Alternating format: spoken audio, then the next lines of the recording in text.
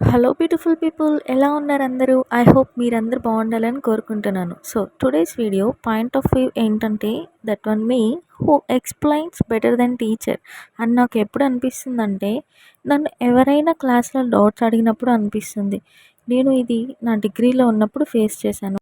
ఆ టైంలో semester wise exams జరిగాయి కదా. సో మన లెక్చరర్స్ మనకి ఏదైనా టాపిక్ ఇచ్చి టుమారో మీదే సెమినార్ టాపిక్ అనగానే ఇంకా మనకి టెన్షన్ స్టార్ట్ అవుద్ది కదా మనకి. అప్పుడు టాపిక్ చూసి ఆ టాపిక్స్ కూడా మనమే పేరు పెట్టేస్తాం.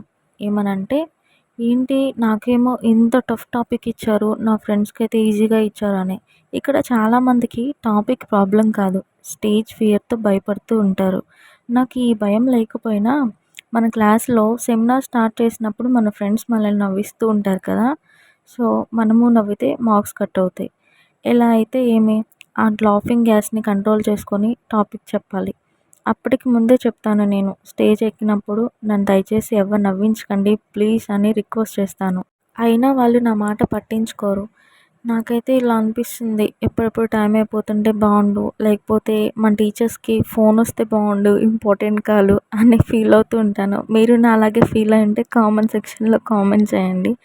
సో మన టాపిక్ అయిపోతే మన ఫ్రెండ్స్ అప్పుడు బాగా చెప్పావు, అర్థమైంది మాకు, నెక్స్ట్ టైం వాళ్ళకి ఏదైనా డౌట్ వస్తే డైరెక్ట్గా మనల్ని వారు అడిగారనుకో, ఫర్ ఎగ్జాంపుల్ మనకి ఏదైనా ఒక టాపిక్ అడిగి ఈ రీసైకిల్ ప్రాసెస్ ఏంటో చెప్పవా అక్షయ్ అన్నప్పుడు, ఓ మనం మన టీచర్స్ కన్నా బాగా చెప్తున్నావేమో అనిపిస్తుంది కదా.